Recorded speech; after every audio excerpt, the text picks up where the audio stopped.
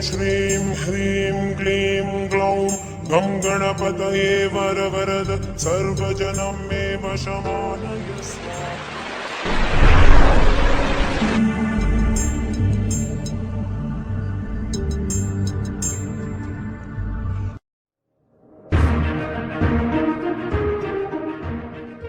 नमस्कार, एस्ट्रोटेक लैब में आप सभी का स्वागत है। चलिए आज के सेशन में हम देखते हैं ज़िंदगी में होने वाली छोटी छोटी चीज़ों में किस तरह से खुशियाँ और कुछ सक्सेसफुल टिप्स हम तलाश सकते हैं। ज़िंदगी आपको अच्छी जगह ही भा कर ले जाएगी, बस अपनी ताकत को पहचानना जरूरी है।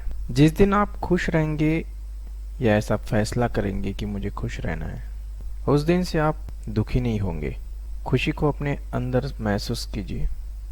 हर परिस्थिति का भरपूर आनंद उठाइए, चाहे वो खुशी की हो या फिर दुख की। बड़ी खुशी का इंतजार करते बैठना और इससे छोटी छोटी जो खुशियां हैं उनको इग्नोर करना, ये सबसे बड़ी मूर्खता सिद्ध होती है। जिंदगी में समय कभी भी एक जैसा नहीं होता, उतार चढ़ाव लगे रहते हैं। हमें किसी गांव जाना है तो रास्ता एक समान नहीं हो सकता। ऐसी कल्पना करना ये भी एक मूर्खता ही होगी।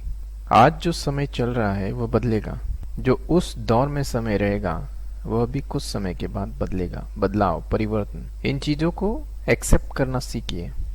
इनसे प्रभावित हुए बिना हमें खुश रहना है और यह कला है। दूसरों को भी खुश रखिए और खुद भी खुश रहिए। अपने जीवन में लगातार सीखते रहने के लिए, जीवन में आगे बढ़ने के लिए आपको उत्साह बनाए रखना होगा। उत्साह की कमी आपके हर काम में अगर दिखती है तो यह बहुत ही खतरनाक सिचुएशन आपके लाइफ में आने वाली है, इसके संकेत है। हर बात में प्रकट होती है यही उत्साह की कमी। इसलिए दिल से मुस्कुराएं। जब भी मुस्कुराए तो दिखना चाहिए कि आप मुस्कुरा रहे हैं। किसी को धन्यवाद अगर देना है तो दिल से दीजिए, दिल से बात करिए। जब आप अपने शब्दों में भावनाओं के रंग भरते हैं तो लोग आपकी बातों में ध्यान देना शुरू कर देते हैं। वो ध्यान से सुनते हैं, आपकी तरफ उनका रुझाव होता है, आपको इम्पोर्टेंस वह देने लगते हैं। जब आप दिल से बोलते हैं तो अपने अंदर जोश भर लेते हैं। समय आपका सबसे अच्छा सलाहकार होता है। इसलिए जो भी चीजें घटित हो रही है उनके तरफ चिंतन भाव से देखिए। हम जन्म से ही लोगों की नकल करने में व्यस्त रहते हैं।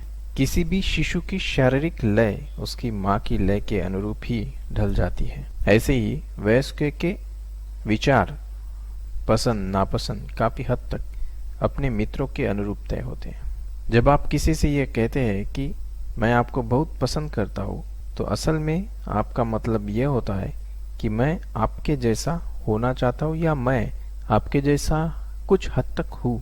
किसी भी आपदा का सामना अगर आपको करना है तो स्थिर भाव से कीजिए, शांत दिमाग से कीजिए।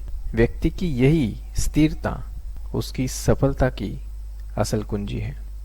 आजादी तो आपको मिल जाती है, अधिकार मिल जाते हैं, लेकिन जिम्मेदारियां समझने की जो समझ है उसकी उपज आपको करनी पड़ती है। उसके लिए भावनाओं की जरूरत होती है। जो लोग सोचते हैं लेकिन व्यक्त नहीं कर पाते कि क्या सोच रहे हैं, वो तो न सोचने वालों की बराबरी है।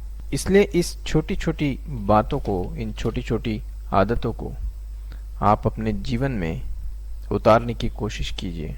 हम अक्सर यह देखते हैं कि कई लोग एक दूसरे से दूरी बनाए रखते हैं, एक कंपाउंड वॉल बनाए रखते हैं। उन्हें लगता है कि ये कंपाउंड वॉल अगर हम तोड़ देते हैं तो कुछ अघटित होगा या फिर कुछ अप्रिय होगा। यह एक भय, एक साइकोलॉजिकल डिसीज भी है। इस पर भी आपको गौर करना होगा। यह बात ध्यान रखें कि डर के आगे ही जीत होती है। जब तक आप पानी में उतरने से डरेंगे तब तक तैरना नहीं सीख पाएंगे। धीरे धीरे हाथ पैर हिलाएंगे, उसकी प्रैक्टिस करेंगे, स्टैमिना बढ़ेगा तो अपने आप आपका शरीर पानी के लय के साथ समन्वय बनाएगा और बॉडी तैरने लगेगी। सांस जब हम रोकते हैं तब बॉडी हल्की हो जाती है और यही टेक्निक तैरने में इस्तेमाल होती है। जब भी हम लोगों से मिलते हैं तो अपने कुछ बिलीफ्स, कुछ ट्रस्ट, कुछ रिजिडिटी लेकर मिलते हैं। और यही हमें हमारे व्यक्तित्व को निखारने के लिए बाधक भी बन जाते हैं। इसलिए मित्रों, जिस भी विकल्प का आप चुनाव करें, दिल से करें, और जब भी कमिटमेंट करें तो दूसरों से कमिटमेंट करने से पहले खुद से कमिटमेंट जरूर करें। ऐसे कुछ रोचक तथ्यों के साथ और कुछ नई उम्मीदों के साथ हम अगले वीडियो में आपसे रूबरू होंगे। तब तक के लिए धन्यवाद।